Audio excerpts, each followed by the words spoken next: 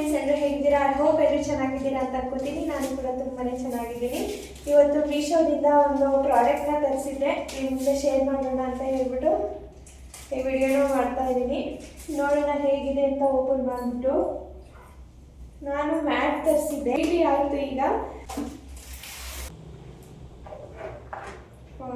ತುಂಬ ಚೆನ್ನಾಗಿದೆ ನೋಡಿ, ಎಷ್ಟು ಚೆನ್ನಾಗಿದೆ ಅಂತ ಹೇಳ್ಬಿಟ್ಟು.